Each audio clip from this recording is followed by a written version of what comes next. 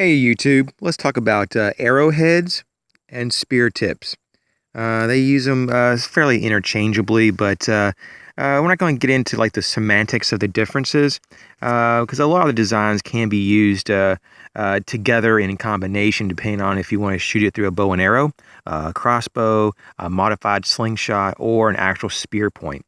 So we're just going to talk about five of the probably the most common spear points or arrow tips that are out there, at least just on a commercial level. Yes, there's like dozens of other different variants, but this is just kind of what I've noticed to be some of the most popular ones. So the way I have this laid out is I have five categories here, or five columns, and the top of each column is going to be the old, and the bottom is going to be the new design for that particular so-called label of design, because they have evolved over time. So the first one is the forked gig, and of course this is for like frog gigging and things like that, even some types of spear fishing. So it used to be more like a 2, 3, or even more, 4 or 5 in some cases, pieces of pointed, usually it was type of wood or bamboo or whatever they had, and this kind of configuration. So this is the old. This is typically the newer designs. Of course, they're using metal now, though, and so yes, you get a different type of variance when you have more of a structural integrity than the previous types of generations of the fork gig. Now, the next one is going to be the Sahara. Now, the Sahara, this is the old design. Of course, this was pretty much knapped out of like flint or other types of stone.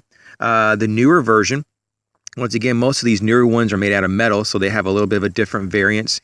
It has a little bit of an angle at the top, and then it comes down and curves in. And then, of course, you can put this, you can, strap it on, or you can lash it to your arrow or spear. But there are different versions of this. Some of them are, mostly straight, but the newer modern ones have two different edge geometries. The next one is going to be the Clovis. Now, the old one basically had two different variations that you can find. Some of them had this this kind of an indentation, if you will. And I think this was obviously more for like arrows, and so it was kind of like this bold, more rounded than the Sahara, which was more pointed. And this is kind of like I believe for more of the larger spears. These were the larger pieces. They actually had more of the ends like this. This is more of the traditional and more like the really old school style, and this was kind of like the evolution of it. And the newer version, they've actually have like almost like a Christmas tree type of angle. And I'm not really sure how they got this out of this, but this is typically what you're seeing a lot now, especially in the spear tips. So that's kind of interesting. So the next one is going to be the Kirk.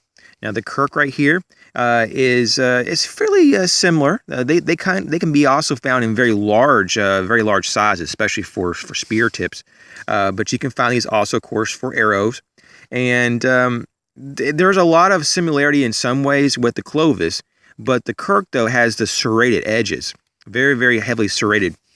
And so the newer versions also are, of course, serrated, and they just kind of have a different flare at the bottom, but they're very similar. So even the newer ones are very similar to the older Kirk types of formations of arrowheads and spear tips.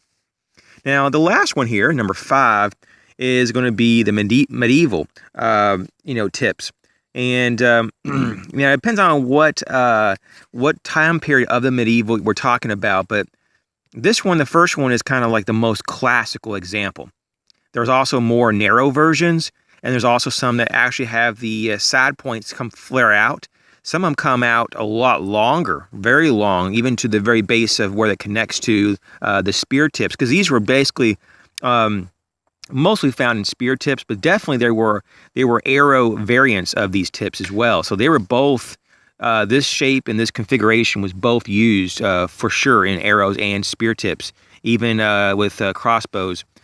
But the tips here would come straight, come down longer. There's also one variant that the tip would come out straight. And so there's a lot of different variances on the medieval. But this one is kind of known as the classical variant, and the new one is very similar. You know, it has this this kind of a wedge type of situation here going, and then a necking, and of course a fastening. Of course, if you notice, a lot of the new ones have this more rounded out base, either to insert the actual the handle for the spear or arrow, or it has a hole so you can lash, or some kind of a necking to lash the actual tip to whatever material that you're using it for, arrow or spear. So that's the medieval. It's pretty cool. So these are just 5 of these arrowheads and spear tips that are really classically seen today in their old form and in their new form. And hopefully this gives you a better idea of some of these. And like I said, there's many others. There's a lot of specialized, especially when it comes to arrows, arrow tips. There's a lot of very specialized hunting arrow tips these days. But these are the classics. These are the ones that came around and been around before all the modern innovation. And so this is kind of just a foundational video on arrowheads and spear tips. I hope you enjoyed this, and I'll catch you later.